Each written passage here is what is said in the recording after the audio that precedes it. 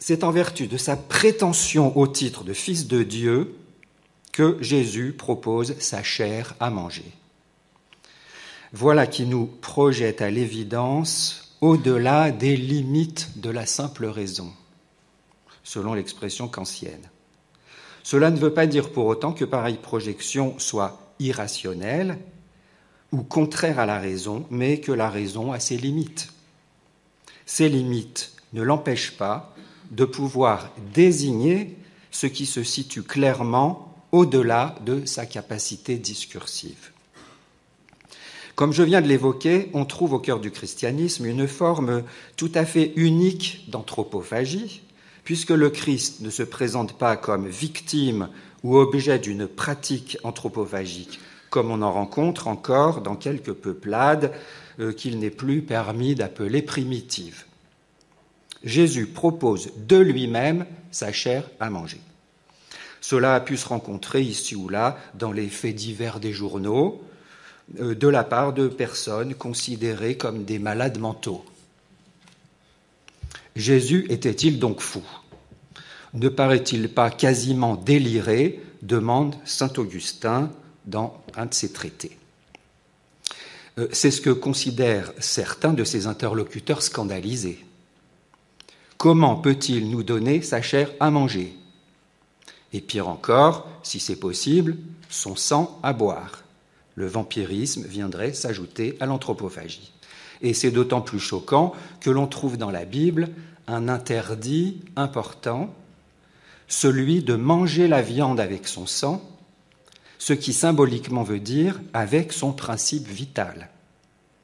Cela reviendrait pratiquement à manger la viande vivante, comme le feraient des carnassiers sauvages. Or, l'humanité est supposée s'opposer à la bestialité, laquelle fait par conséquent l'objet d'un interdit comparable à celui de l'inceste. Le discours de Jésus représente donc une provocation inconcevable, surtout pour une oreille juive. « Cela vous scandalise ?» demande-t-il.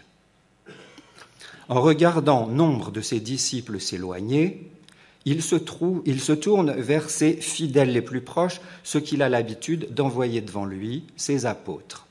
« Vous aussi, vous voulez me quitter ?»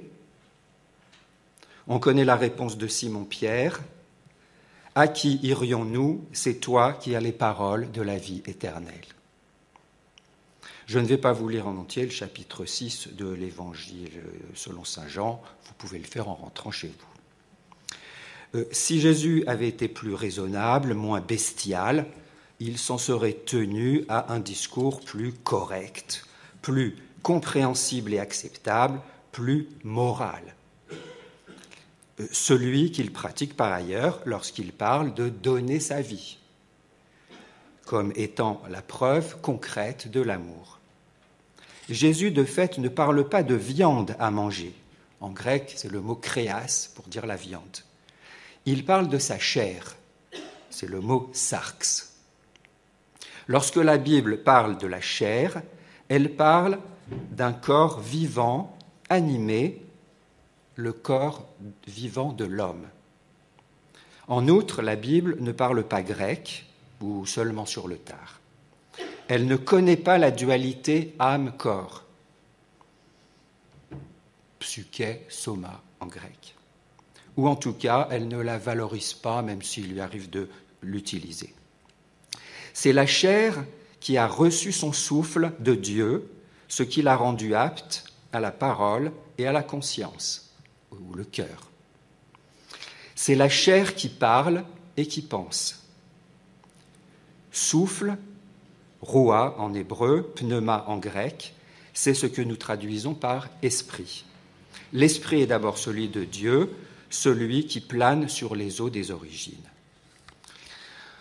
Vous voyez, nous sommes manifestement en plein symbolisme. Alors ne faudrait-il donc pas trop prendre à la lettre les propos anthropophagiques de Jésus ? D'autant plus qu'il passe tout naturellement et sans transition du thème de la chair au thème du pain. Il se déclare « Je suis le pain vivant descendu du ciel ». Le Fils d'homme descend donc du ciel comme la manne au temps de Moïse, comme une nourriture. Et cette nourriture est une parole. Et cette parole est bien la chair d'un fils d'homme né d'une femme. Le scandale anthropophagique redouble du fait que cet homme Jésus se déclare Dieu. Il déclare en effet non seulement qu'il descend du ciel, mais que littéralement, dit-il, le Père et moi, nous sommes un. Il appelle Dieu son Père et affirme que l'esprit qu'il souffle procède du Père. C'en est trop pour les Juifs qui ont très bien compris, tu te fais Dieu, lui rétorque-t-il, cela mérite sans délai la mort par lapidation. Et de fait, c'est difficile à admettre, et il faut bien le reconnaître, ce que raconte Jésus. Parce que c'est le même qui se fait Dieu, qui s'est fait chair, qui maintenant se fait pain. Et ce n'est pas du pain qui devient autre chose que du pain, c'est bien plutôt l'incarnation qui se continue, autrement dit, Dieu qui s'est fait chair, maintenant se fait pain, manne, nourriture. En mangeant la chair du Christ, c'est le Verbe de Dieu que mange notre chair parlante. En mangeant la parole de Dieu, l'homme lui-même devient ce Verbe, cette parole à laquelle il est rendu semblable.